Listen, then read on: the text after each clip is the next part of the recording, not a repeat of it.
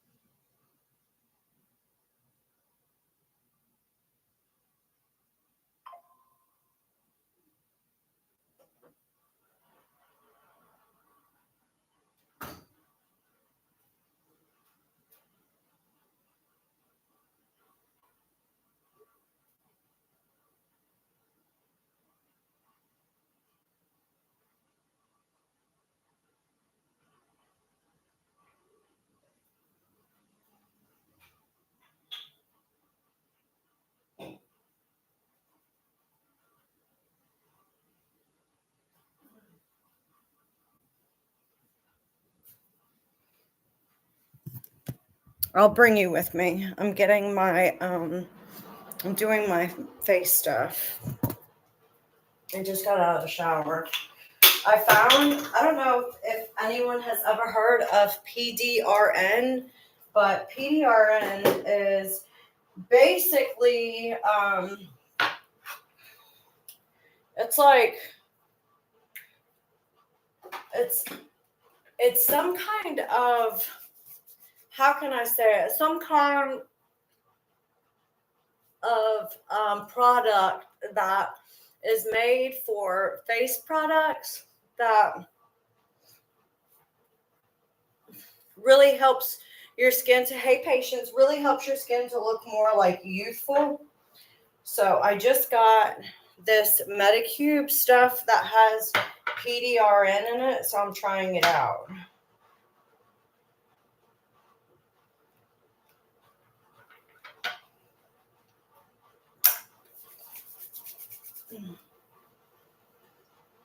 I was outside throwing the ball to Kimber, and then I came inside. I did a little bit of a strength workout, so I was all sweaty, and I was like, I really do not want to be sitting down with everyone while I'm all sweaty. So I was feeling kind of gross. It didn't get too warm today, but when the sun's like really out, it feels hotter than usual. So really quick, I want to talk about the video that I posted. I don't know if you all saw it. I don't think I posted it on YouTube yet. I might have forgot. I don't know if you all saw, but somebody commented on my TikTok page and they were like, the internet manipulated Gypsy into showing her baby online because everybody was saying that she didn't have custody. And I'm like, you cannot be fucking serious right now to say that the internet bullied Gypsy into showing her baby, and that's why she showed her baby. Like, it's not our fault that she decided to show her baby. Her choices are hers. Our choices are ours. Nobody makes her do anything if she doesn't want to do it, you know? So that kind of had me irritated today. And I made a video about it, and I was like, you people who say that, you know, it's everyone else's fault but Gypsy's are the ones who continue to enable her, and that's why everyone still believes her bullshit manipulation. Like, y'all got to stop enabling this girl and just call it like it is. Because if you continue to enable her, she's never going to learn that she needs to take accountability for her own actions. She's going to always feel like she can just pass the buck on to somebody else. And who learns and grows when you're constantly blaming other people for everything that you do? Even like I said last night, when she's talking about like her feelings, her emotions, even with that, she still, hey girl, even with that, she still blames, you know, that on other things. Like she was saying, oh, it's the hormones that, you know, I'm short-tempered, this, that, and the other. And it's like, no, like, be so fucking for real. You are actually a short-tempered person who does not know how to manage their anger, and just take responsibility for that. Just like own up to who it is that you are and be proud of it, because you can't change the things about you that you don't like if you don't acknowledge them, you know? And it really annoys me when people enable her behavior, because it's like, you guys are the reason why she still has so many supporters, because y'all make excuses for everything that she does, and you don't allow anyone to hold her accountable. And that is incredibly frustrating, you know?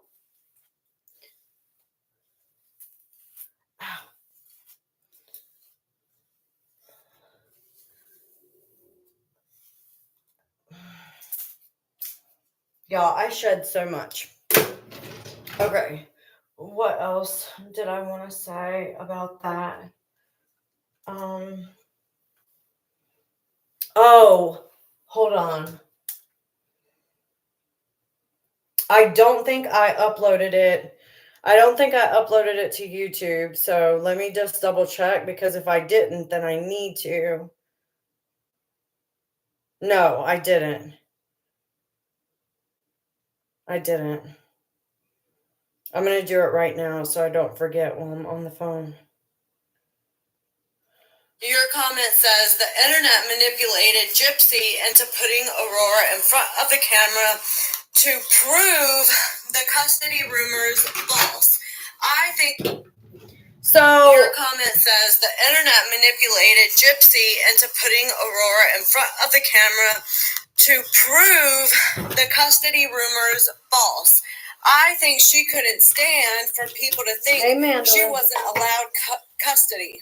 So now you're trying to gaslight everyone into believing it's their fault that Gypsy made the decision that Gypsy made.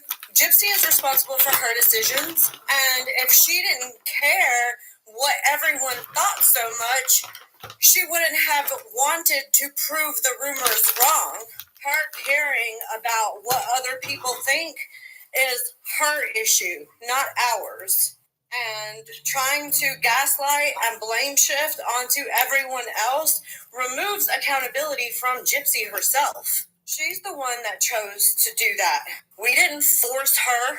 And when you make comments like this, you continue to enable her toxic, manipulative behavior. Oops, sorry. It's never someone else's fault that I did something. It's my fault for choosing to do whatever it is that I did. We have to stop putting blame on other people for the choices that we make. So that lady really, no, we just started. That lady really pissed me off. So I wanted to make sure that I responded. But I'm always responding respectfully. I didn't say anything nasty about her. I was nice to her. I just tell it like it is, because it's for me, I don't understand how people can continue to stick up for her. She's a grown woman. She doesn't need you coming behind her, trying to make her life easier or better. She's got plenty of people to do that. She doesn't need people on the internet to help her have even more. I will say that from what I'm understanding and from what I'm seeing on online, everyone is saying that the last time Gypsy went live on TikTok when she was by herself, that she only made $80. And when she went live the other day with the baby, she ended up making $240.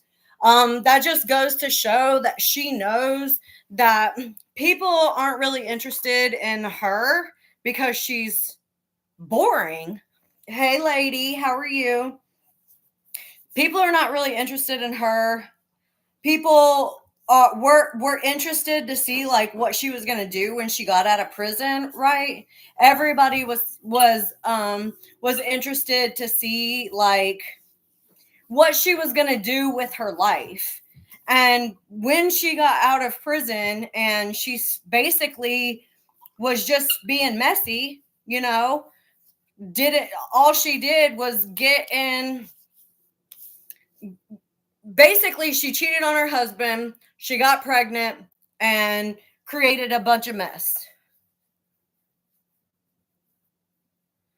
Oh, that was so nice, Mandolin.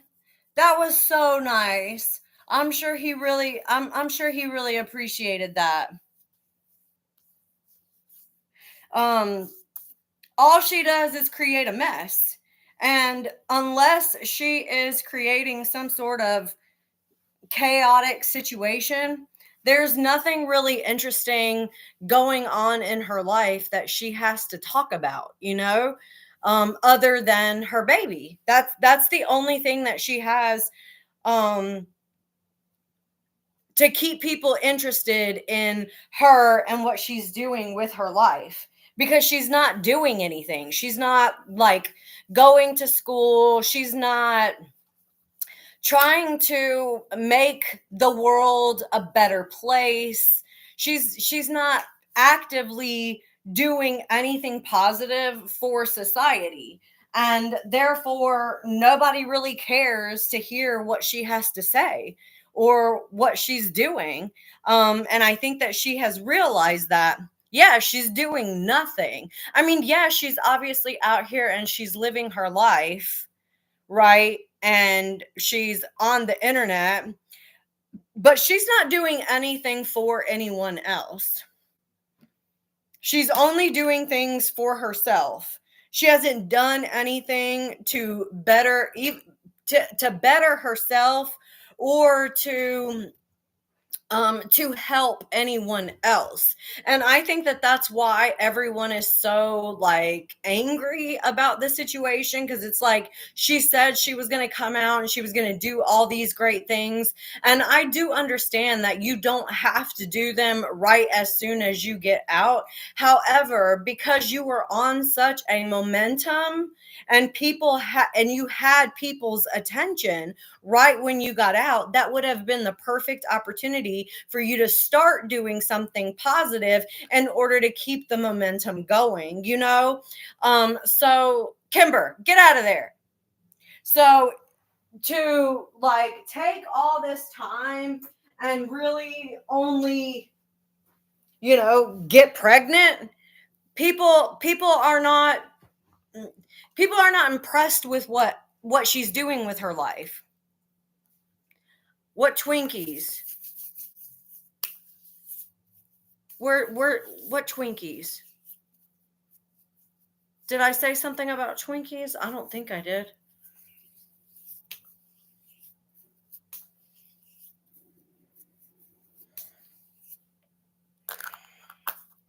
Hold on, I need to go get my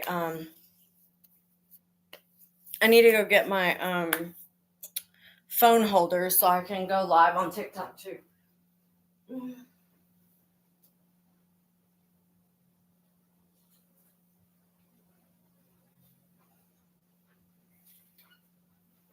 This is the one that kind of moves whenever with like motion. Sonia just posted Twinkies. Oh, I don't know.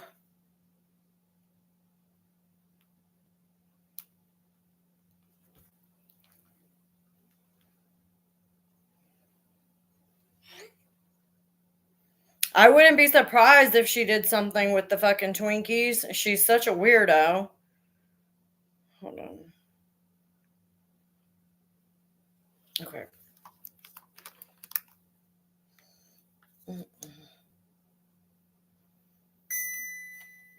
Okay. We are absolutely going to be reading some of these Foia documents.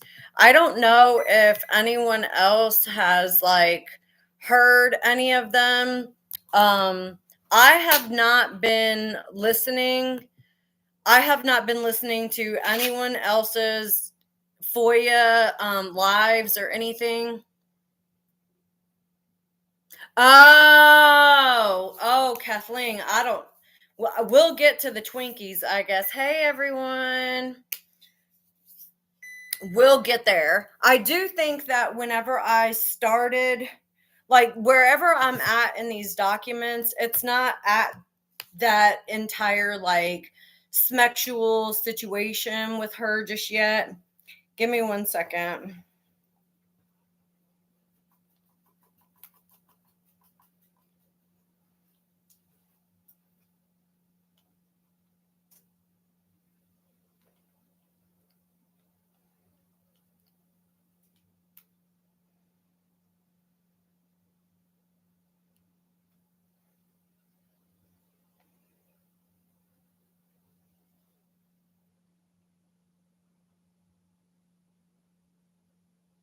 I haven't really been on the internet today. I've been kind of busy.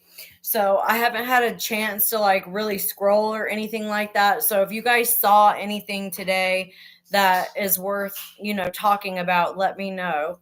Yeah, I hear she's very sexual, and apparently everyone is like I would be embarrassed if all my business was out there like that. Kimber, off.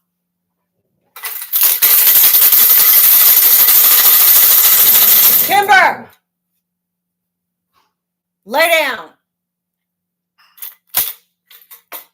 Good boy. Quiet. I said this last night. She was sending Nicholas 20-minute videos at a time. For somebody who is being controlled, being isolated, being controlled, that's a lot of time to send correspondence to another person. Make sure you guys are double tapping the screen so TikTok knows to send more people out. So it just begs the question. It begs the question, do people out there who actually support her do not know about all of this information that is coming out now? And let me also say this. Her lawyer, I believe, not only saw the videos, I think that he has a weird fetish with her. And that's the reason why he's kept in touch with her for all this time. And I think that that's the reason why he, is her manager now, which I think is there has to be some sort of ethical violation with him being her manager and was previously her attorney. Like that has to be some sort of ethical violation, I would think. I've never heard of anyone being a manager and then, being a lawyer and then turning into their manager. If anyone else has, please let me know, because I've never heard of that. And I just think that that is weird beyond weird.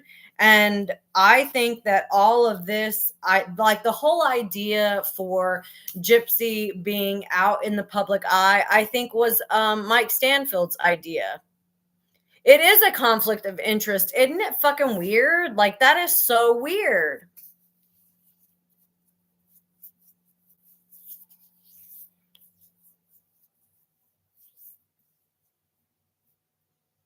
Are you serious? In the Raw? How would they have known each other? I wonder if he was one of the old creepy men that she was messaging online. You know what I mean? Make sure you're double tapping the screen, everyone, on TikTok. Double tap that screen. Double tap, double tap, double tap. That would be interesting if that was the case, because she said that she was messaging men between 30 and no, in between 30 and 50. And we all know that Mike Stanfield is as old as me. So what if he was one of the weird, creepy guys that she was talking to whenever she was doing her online stuff? It's possible. You never know. He has to be getting her off of the parole violations, because not many people get out of prison and have a manager to handle their parole. It's usually the parolee going in there and actually handling it themselves. So the mere fact that she has somebody taking care of that for her is weird in and of itself. Like, that's not normal shit. That's not normal life. So the whole thing is just incredibly weird to me.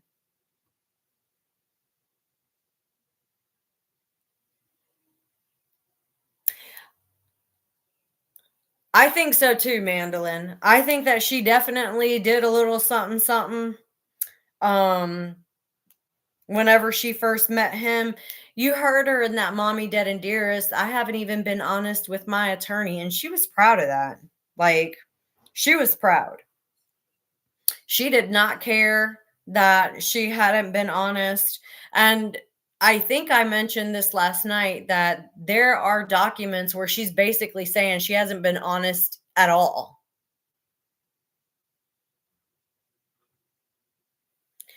I wonder if there, Marilyn, I wonder if there's any way to get the phone calls. Marilyn says her last phone call was to an unknown male asking them to bail her out. She made 4 phone calls in total. I wonder who it was that she called. And is there any way for us to get a copy of those phone call records?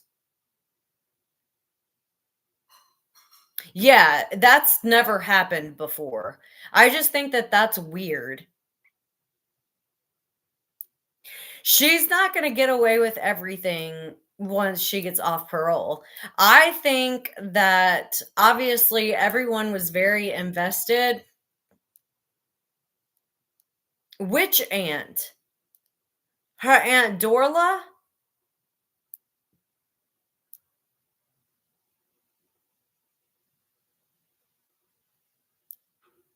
Marilyn says her first phone call was to an aunt asking if she could live there.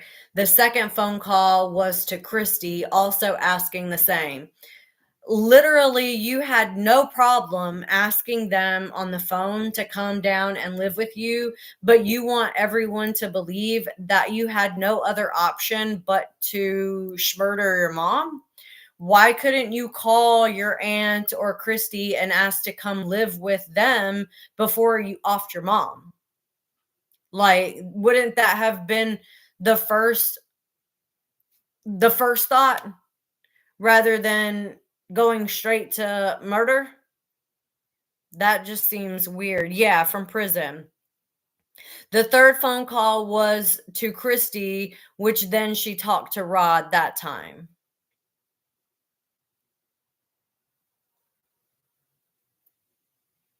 Mike probably doesn't even care about his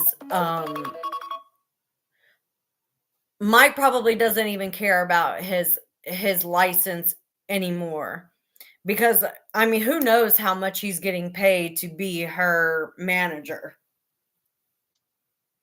That's interesting though.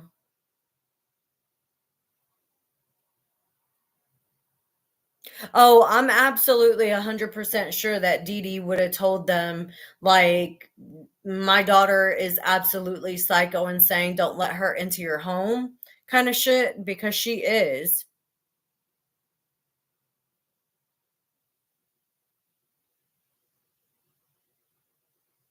I don't know, Kathleen. I don't know if there are laws specifically in Louisiana that protect children who are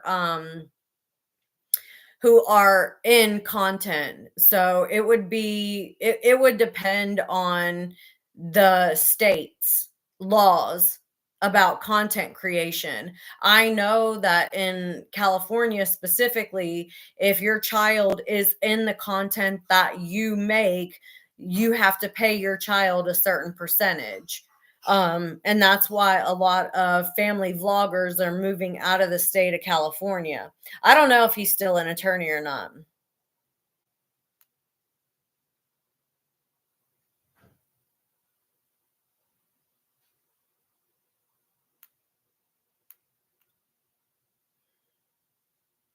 Yeah, I think I think Dee Dee was definitely trying to keep everyone away from Gypsy and keep the public safe. Yeah. So if you have to know like what your state laws are about children, your children being in your content. Because if you put children in your content, if your law mandates that you have to pay your children a set amount, if you don't pay them, then you could get sued. Like your kids could sue you for all that back money that you were supposed to make. In California, I believe it's 15% of what the gross income is off of not that video, not just that video. It's the gross income that you make off of creating content completely. Any content that the child is in.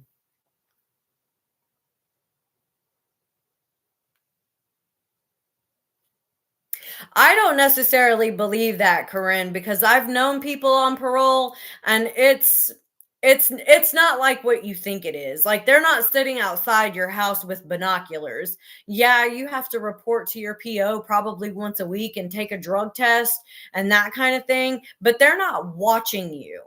Like, they're not paying that much attention to what you're doing, as long as you are not, like, out here violating laws and getting arrested and getting into bar fights and different places like that, different things like that.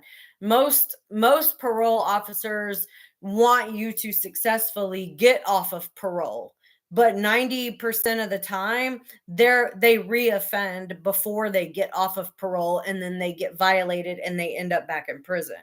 That's usually what happens, because most people who are in and out of prison, that's like their life. That's what they know. So they feel more at home in, in prison than they do out here in the free world. So living out here in the free world is harder for them, because there's a lot more distractions than there is when you are in prison.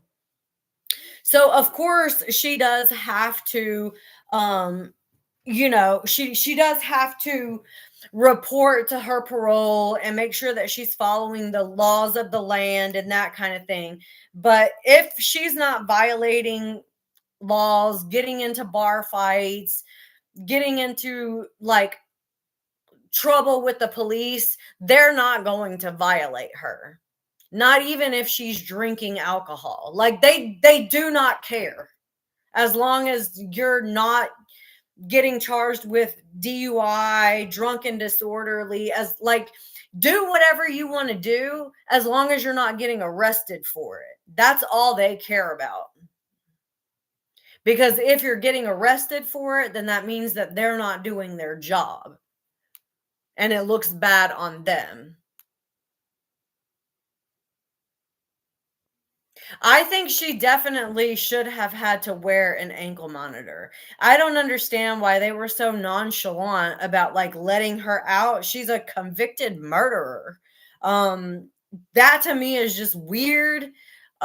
Because I know people who've had to wear ankle monitors for being charged with a DUI. So, like, I just think that that's weird that she didn't have any like real stipulations other than she has to live at her dad's house, which I'm honestly surprised that she even, well, I guess it wasn't originally that she was going to go to her dad's house, because her and Ryan were married. No pins. Yeah, it's crazy. Thank you, Katrina.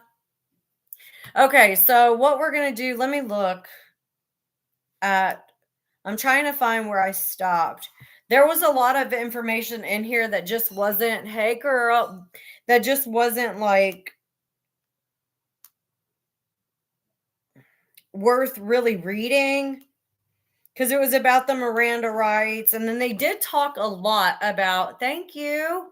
They did talk a lot about Nicholas's mental capacity and how he did not get a fair trial. And I honestly believe he did not get a fair trial.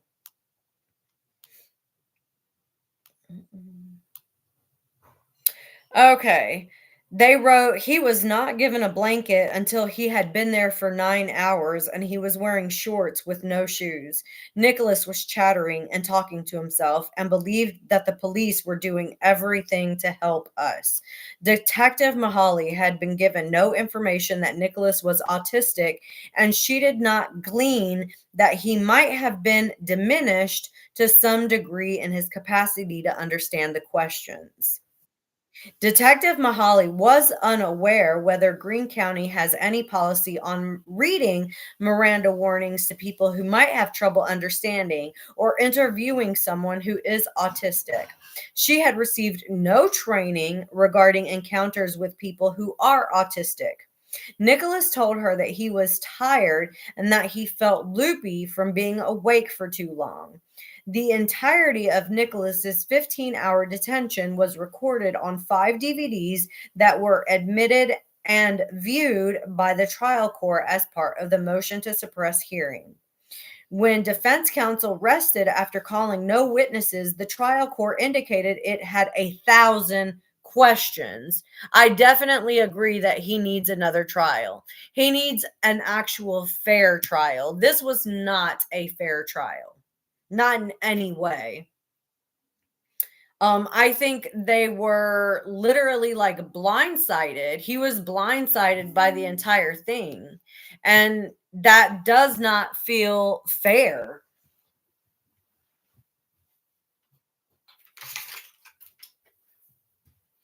It feels really icky that he was treated so poorly and she was not treated as poorly. He was offered a plea. He was offered a plea of, I think, 20 years. But when he heard that Gypsy only got 10, he was like, well, if she got 10, then I can get 10 too. You know, this whole idea that they they deserved the same sentence, which I do believe that they did deserve the same sentence. I actually believe Gypsy deserved a worse sentence because she was the one who planned and premeditated the entire thing. Yes, he did commit part of the act, and last night we discussed the whole 13 other jab wounds and how 13 reverts to Wicca and all this witchcraft stuff that she's in.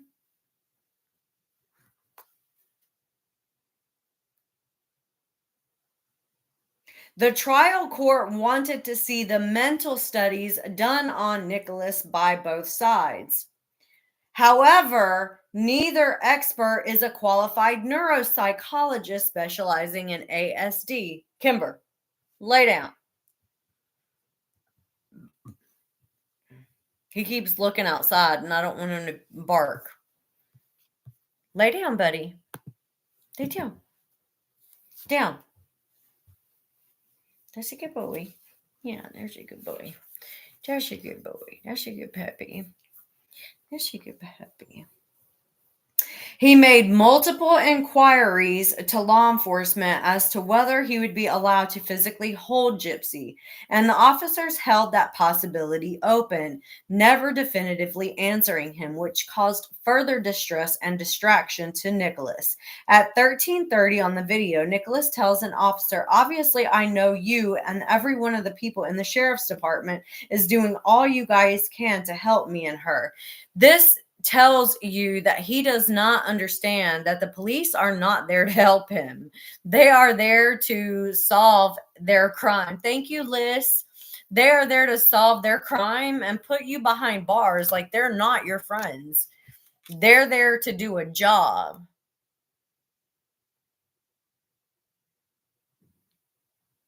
Have a good night, Wendy. Isn't that heartbreaking, JoJo?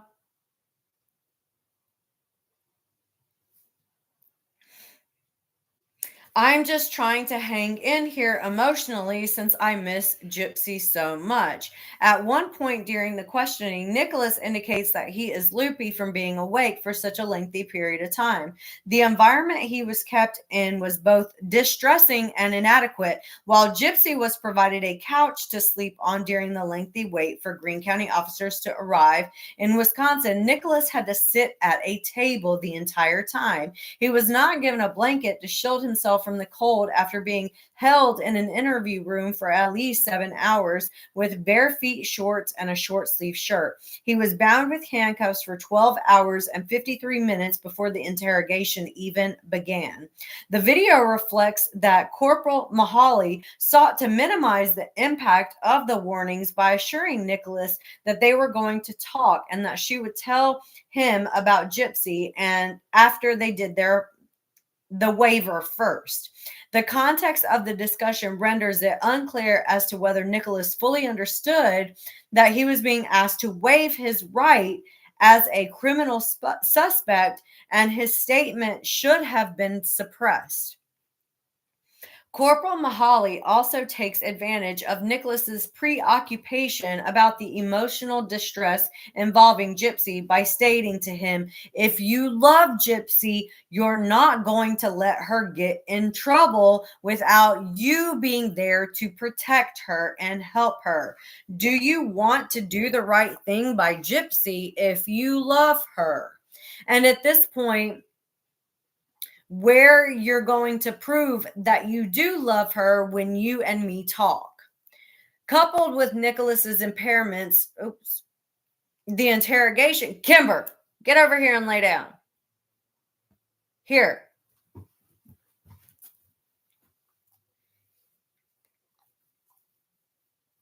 The interrogation by Corporal Mahali illustrates Nicholas's inability to knowingly relinquish or abandon his rights. He had to be directed to fill out the biographical information on the Miranda form with help and instruction from Corporal Mahali. Yeah, it sounds like she was trying to manipulate him into kind of giving her information, which I understand, right? Like I said, the cops are not really there to help you. They're there to help their case and help solve their case. And to me, it sounds like she was totally manipulating him into feeling like he had to protect Gypsy even in interrogation, which Gypsy had already preconditioned him to believe that he was protecting her by unaliving her mom, right? So then he goes into the interrogation thinking that now he has to continue to protect her and he has to lie or whatever he thinks he needs to do in that room in order to make sure that Gypsy doesn't get in trouble without him being there to help her.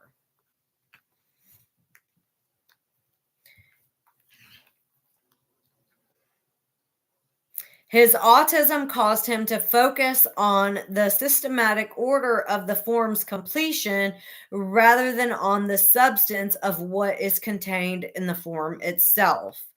That's why he was asking if he could just initial at the end of the document because there was only one signature line. He was very loyal to her, and it's unfortunate. Since counsel knew that Mr. Godejohn had been diagnosed with ASD, it was incumbent on counsel to investigate and present evidence at the suppression hearing from a qualified neuropsychologist who had expertise and experience in the area of ASD Asperger's. Had counsel hired a neuropsychologist, hold on, because there's so many pages, I just don't want to. I don't want to keep reading the same shit over and over again.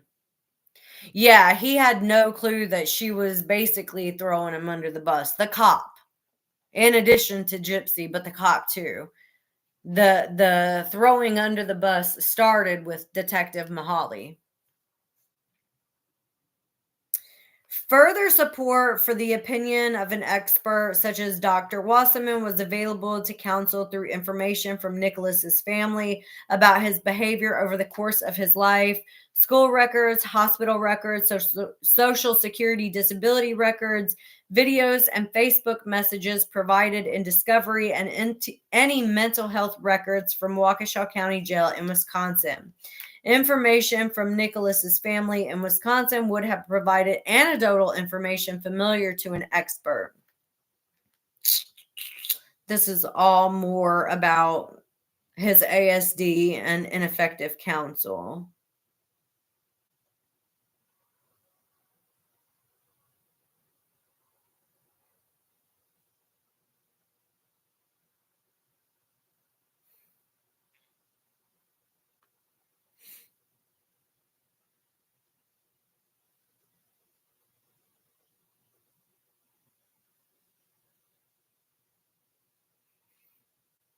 The mere assertion that conduct of counsel was trial strategy is not sufficient to preclude a movant from obtaining post-conviction belief. There's a statement in here. It says, in this case, the volume of extremely prejudicial pretrial publicity was so great that the presumption of prejudice among potential jurors required a change of venue from Greene County. Nicholas was charged with first-degree murder and armed criminal action for events occurring in Springfield. Did you hear that? The volume of extremely prejudicial pretrial publicity. That was all the publicity that Mike Stanfield was getting for the case and for his client, Gypsy Rose, not necessarily caring about what was actually going to happen to Nicholas. He was concerned about getting Gypsy taken care of. Nicholas's co-defendant, Gypsy Blanchard, pled guilty to second-degree murder on July 5th, 2016. That's my birthday. Not 2016, but July 5th. Her court proceedings were broadcast on television and made available on demand online. Co-defendant gave television interviews to Dr. Phil and 2020 that aired over a 3-day period prior to Nicholas's trial. Multiple videos regarding the cases were available on YouTube through ABC News, Law and Crime, Dr. Phil, and others. In addition, HBO aired an hour-and-a-half special on May 16, 2017, titled Mommy Dead and Dearest, which contained extremely prejudicial content, including information on Nicholas's prior arrest record, actual footage of court proceedings, and discovery from the underlying case, including Nicholas's interview with law enforcement. On November 6, 2018, just 2 days before jury selection began, Investigation Discovery aired an hour-and-a-half special titled Gypsy's Revenge, which also referenced extremely prejudicial information about Nicholas, including allegation that Nicholas had a criminal past. The TV show aired a segment from a KY3 broadcast, which revealed that Nicholas was arrested in 2013 after investigators say he was watching pornography and fondling himself in a McDonald's restaurant for 9 hours. It went on to allege that police found a large knife on his person during that specific arrest. In addition to prejudicial and admissible information about a prior arrest, the show contained a mind-boggling array of prejudicial content, including 1. Extrajudicial statements by co-defendant Gypsy Blanchard about the event, including her recollection of how horrific it was to listen to a murder and about statements allegedly made by Nicholas to her. 2. Actual discovery from the underlying case, including photographs taken by Greene County sheriffs, surveillance video from a hotel and bus station, photographs not admitted at trial, and law enforcement video of interviews not admitted at pretrial. 3. Prejudicial victim impact information, including video footage of Dee Dee Blanchard as a child, as a teenager, and as a young mother, and interviews with her siblings. 4. A reenactment of the scene of the crime, including a simulation of the victim's screams.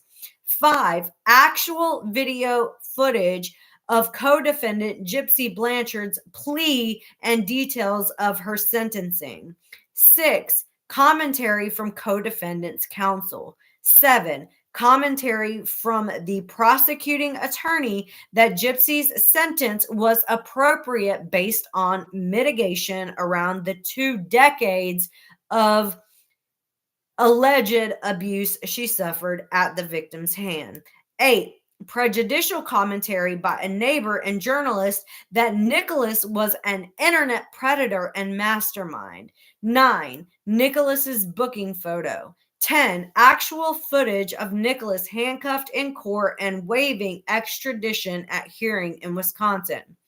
11, Gypsy's description of what she calls Nicholas's multiple personality disorder. 12, a video recording of Nicholas speaking to a reporter from the Greene County Jail about the offense. And 13, portions of Nicholas's interview with law enforcement about the offense.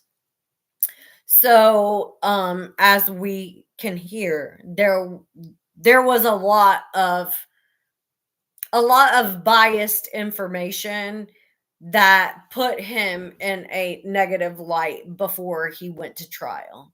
And it was done purposely because, of course, Gypsy was upset.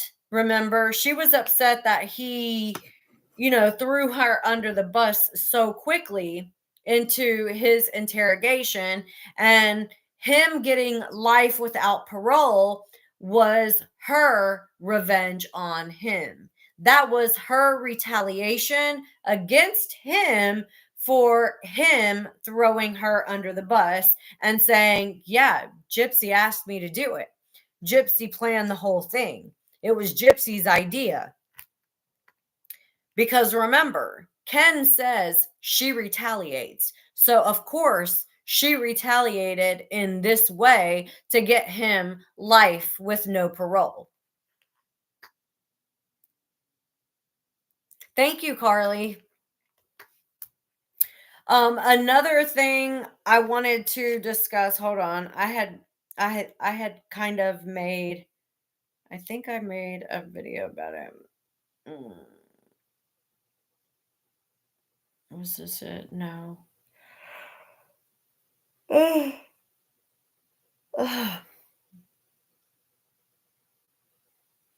Dang it.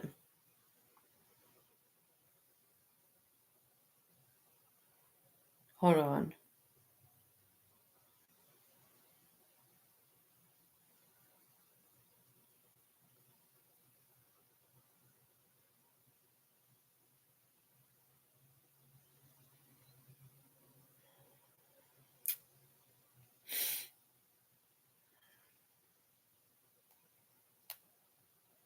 Oh, here it is. Okay.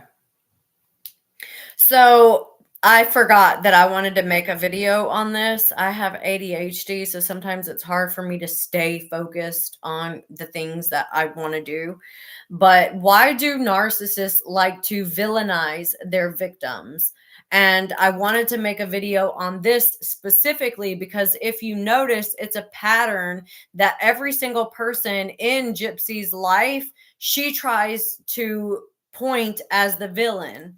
Her mom, at first, remember, her dad was the villain, Christy was the villain, Nicholas was the villain, then Ken was the villain, then Ryan was the villain. Like, everybody in Gypsy's life is a fucking villain.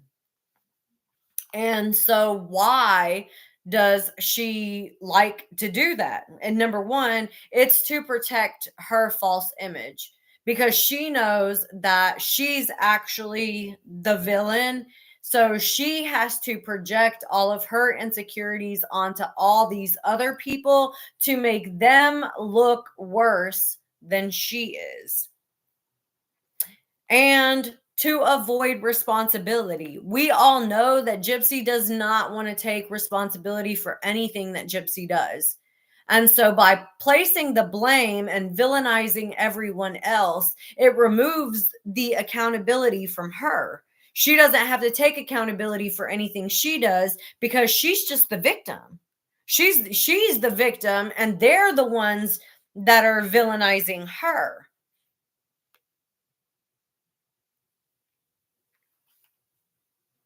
And to control the narrative, of course, to control the narrative. Because if she is the victim and they are the villain, then she has power over how people perceive her.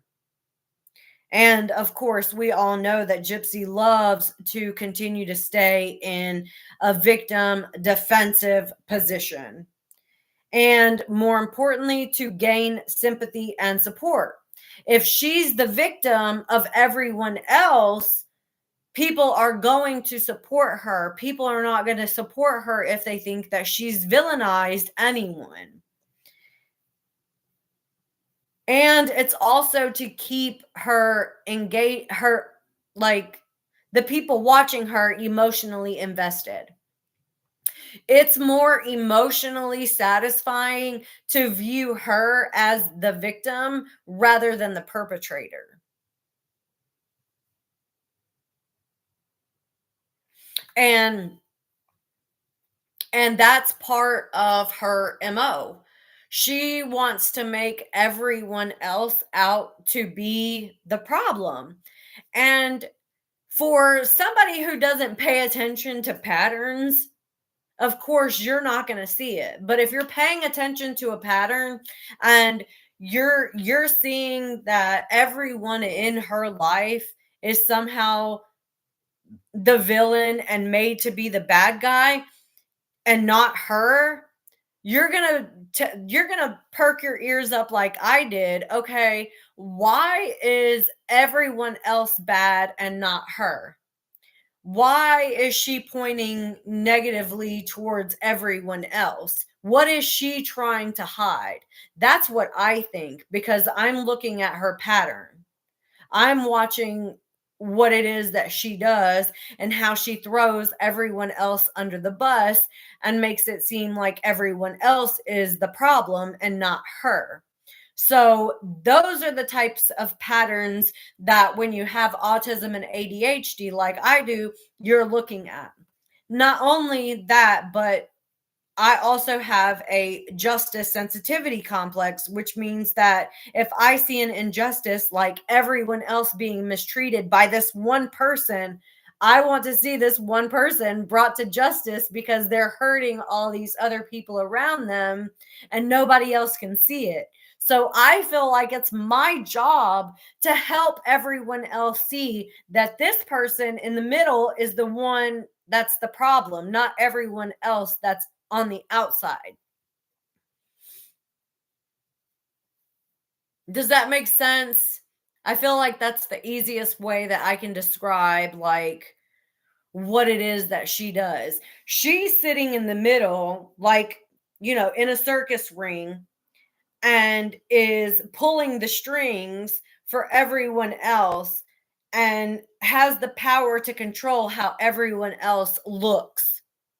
And it is maddening. Yes, Carly, it is. You know what though, Carly? Somebody else took a look at her like earnings, and everyone is saying that when she first got out of prison, she was earning like thousands of dollars every time she went live. Like she could go live just sitting at the pool that one day, and that one day she pulled in $800 in gifts in 1 hour. Now she's not even getting 100. So she has lost a lot of support. Still not as much as she needs to lose, but the problem is that people are so conditioned to care about how many followers you have, how many likes you have on your videos, like all this superficial bullshit that doesn't matter. People are so conditioned to care about that number that when they see somebody with a high number of followers, they instantly assume that they're famous and that they're worthy of their attention. And that's the sad thing about our society right now, is that there's a lot of people who have 3, 4, 5, 6, 7, 8, 9, 10 million followers that are incredibly unworthy of influencing other people. But because they have a lot of followers, people are listening to what they say because they're programmed to believe that a high number of followers equals trust and honesty and integrity, when in some cases it means the exact opposite. Gypsy doesn't have any integrity, any class, any character, any morals. Like, she has the morals of a fucking gutter rat. And I think that they probably have more morals and values than she does. So that's another thing that I feel like needs to be changed in society, like not focusing so much on how many followers that people have and focusing more on the type of content that that creator actually creates. Are they trying to help people? Are they trying to educate people? Are they trying to inform people? Are they trying to help? What are they doing with their platform? If all they're doing is seeking selfish reward, why are we giving them our attention? If all they're doing is seeking selfish reward and they're not giving back to their community by offering anything, you know? I think that that's where I'd like to see influence on social media kind of shift, because most of the time, not all of the time, but most of the time, the people who have the most influence are the most shallow, self-absorbed, narcissistic assholes that absolutely don't give two shits about their followers. They don't care about doing anything to help them. They want to take, take, take, take, take. And I'd really like to see that, shift.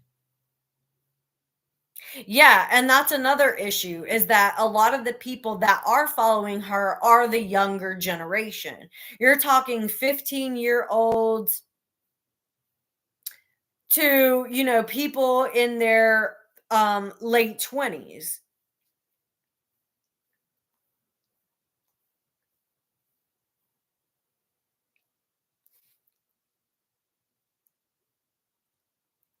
I think I saw Making a Murderer. Maybe I didn't. Maybe I was going to and then I stopped. I I do think that parents need to talk to their kids, but we're in such a busy society that we've lost actual human connection with other people. It's easier to text somebody than it is to have a face-to-face conversation with them, because there's so many people that are so fucking socially awkward that it's hard for them to get in front of somebody and actually communicate with them in front of them. Like some people even find it this easier, when you're not like directly in front of them and you're on a camera. I'm socially awkward sometimes too. Wendy, if you don't care about what I have to say, bitch, you can leave. Like, I'm not forcing you to stay. Bye. Um, and so a lot of the communication takes place through text message, which text is fine, except the problem with text message is that you can't really tell the emotion behind the words, and sometimes, most of the time, it can be taken out of context depending on how you're feeling.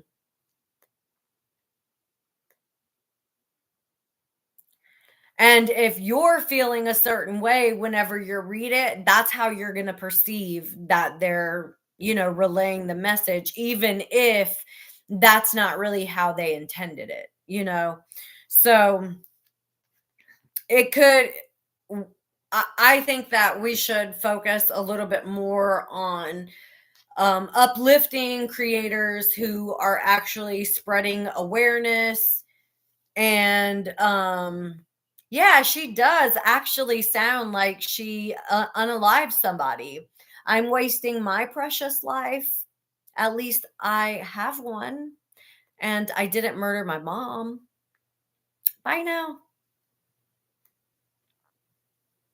Awareness to the behaviors, it's what's important, and I think that that's why I've been focusing so much on that, because a lot of times we don't see these manipulative behaviors in people, and it's easy to get sucked into someone's manipulation when you don't know what's happening or how to even address what it is that's happening.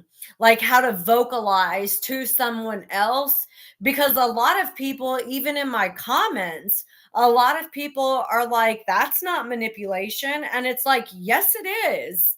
Like, just because you don't know what manipulation is doesn't mean that what I'm saying is manipulation isn't manipulation.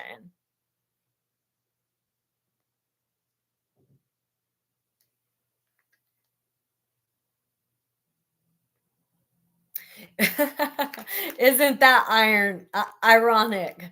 Crafts and cooks. And isn't it ironic? Don't you think that she's trying to cosplay as a tired mom and trying to be a mom influencer when she unalived her own mom? Isn't it ironic? Don't you think?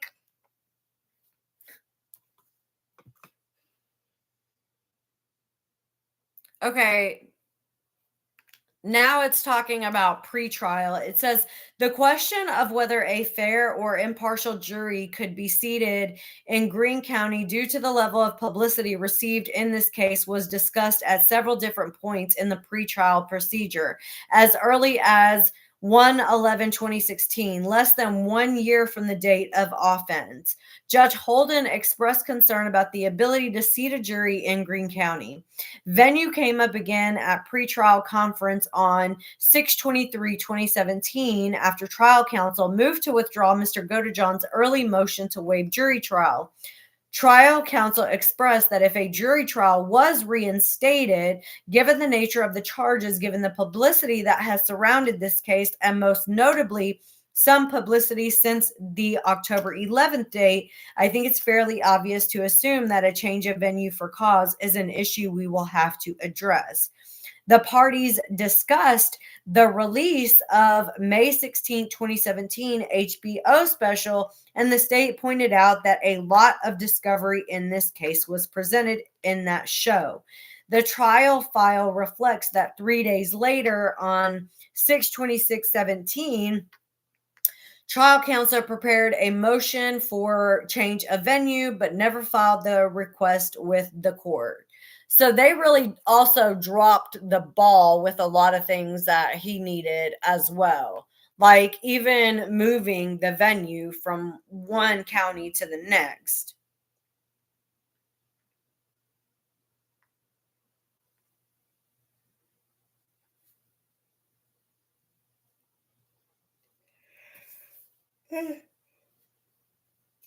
Oh, sorry.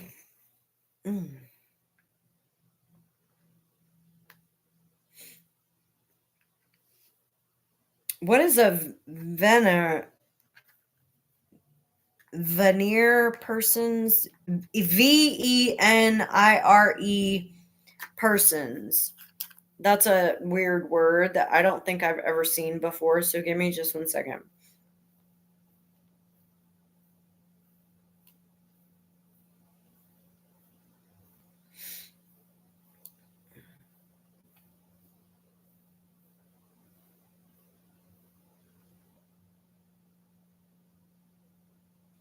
It says, oh, I spelled it wrong. Hold on.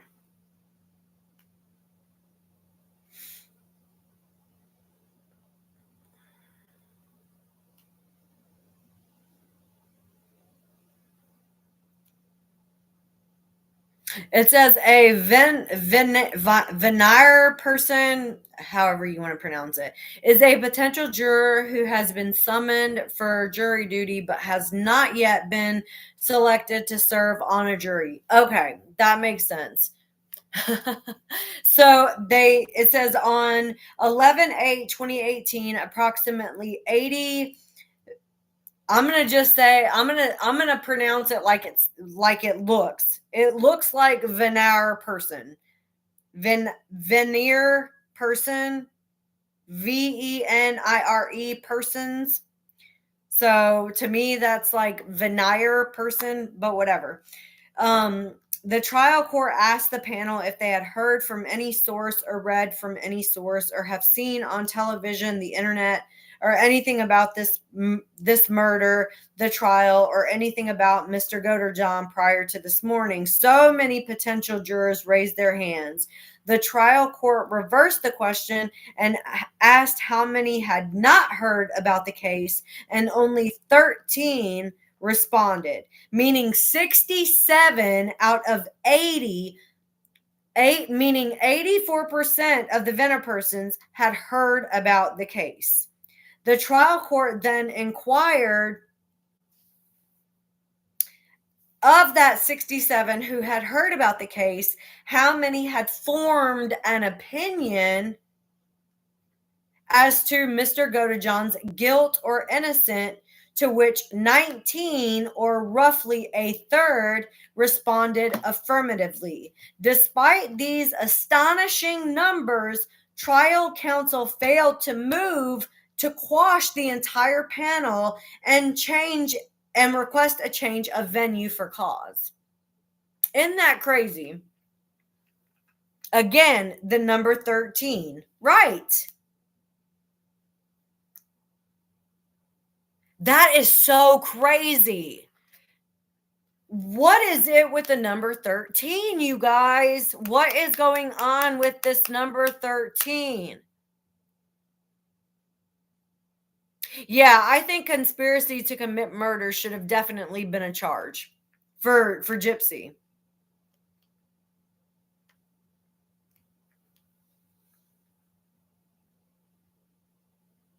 Okay, I am going to stop here, and we can start back up again tomorrow. Does anybody have any questions about what we've kind of talked about? I know we're not nowhere near into the nitty gritty. There is still, hold on, let me see what page I'm on.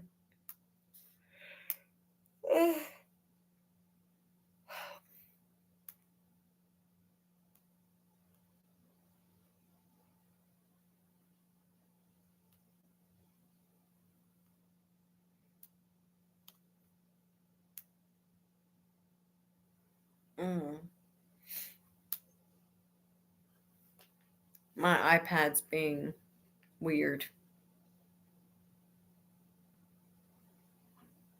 Uh-oh.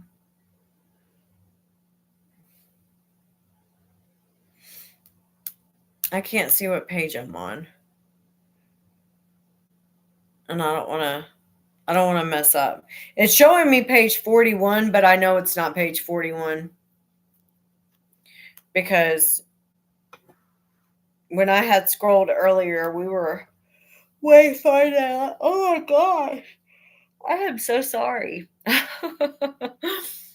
don't know why I'm yawning so much.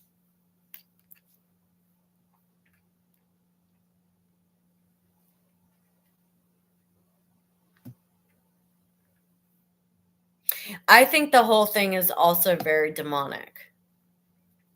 I think that's why we keep seeing the repeating number 13.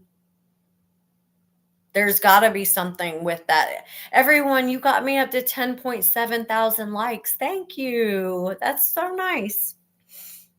Okay, so we're going to stop here at the trial court. We'll start back tomorrow. I'm not messing with that. No voodoo, no witchcraft, no none of that. I've got enough, past demons haunting me. I don't need to invite more in. Does anybody have any questions about what we've gone over already, or want to talk about anything specifically?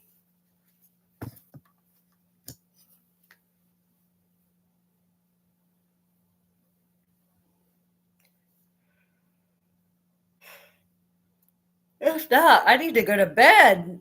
It's early though. It's only 8:45, but I feel sleepy for some reason. I can't stop yawning. Y'all, thank you so much for coming to hang out with me tonight. It's so much fun. I don't know if any of you follow Jefferson Fisher, but he has a weekly what's it called? A weekly newsletter that he sends out. And this week's newsletter was how to respond to a narcissist. And it says, taking a narcissist feels like playing a rigged game. It looks beatable, but it's not. No matter what you say, you end up frustrated, and they love every second of it.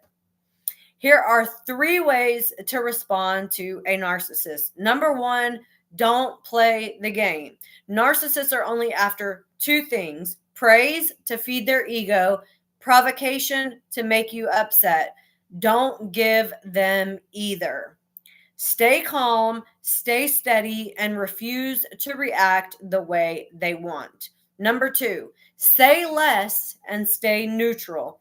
The best way to disarm a narcissist is to give them nothing to work with. Keep your responses short and neutral. Noted. I see that. That's good to know. Remember, silence is your greatest tool. It can't be twisted, misquoted, or used against you. Michelle, if you send me a DM, I'll just send you the link.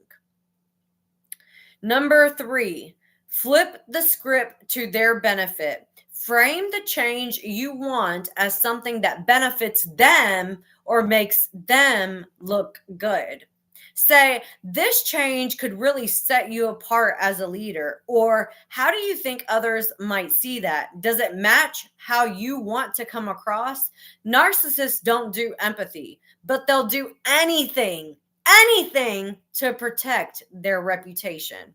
The key is to stop reacting and start responding with purpose. Don't let their tactics steal your peace. So whenever I think of like dealing with Gypsy, I think on how to deal with a narcissist, right? Because that's what we need. We need to respond to her in this particular way, in this way. So what kind of tactics can we utilize from what we just learned in this newsletter and apply them to how we relate to her specifically? The last thing that he said was very, very helpful. He said, narcissists don't do empathy, but they'll do anything to protect their reputation. So that's how we disarm her. That's how we provoke her. That's how we get her to show who she truly is that we force her to protect her sense of reputation. So think of ways and DM me suggestions, and I will make the videos and we will keep it going. You saw a ghost yesterday? Oh my gosh. I don't think I've ever had one. So I did one night. I went to sleep, and I think I had only been asleep for like maybe 5 minutes. It was a really light sleep that I was in, and I felt like somebody breathing into me, like breathing into my face, like actually like that, like in my nose and in my mouth, and I jumped awake. Once like the breath came into me, I jumped awake. It was like so weird, like my whole body just like tremored, and I woke up. Don't say that, Kathleen. Ah! She said it was a demon. I don't feel like there's a demon inside me. I feel normal. It was not the toothbrush, Sam. It was not the toothbrush. And I do have sage, but my kids don't really like it when I burn it because it stinks. So, okay, I'm not going to talk about ghosts because I'm sleepy and I don't want to think about that. But you guys are definitely welcome to continue that conversation. Sam said, "Where is the Colgate Cam Queen tonight?" The Colgate Cam Queen.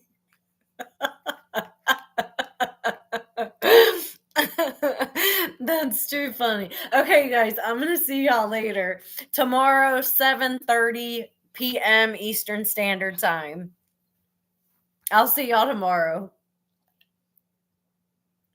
It's not you, it's a flare on Reddit. Okay. Oh, I'm going to have to go see that one. I haven't seen that one yet. I haven't been on Reddit since all this new information came out. So I'll have to go and check that one out. Y'all have a good night. Hold on, buddy. Hold on. Hold on.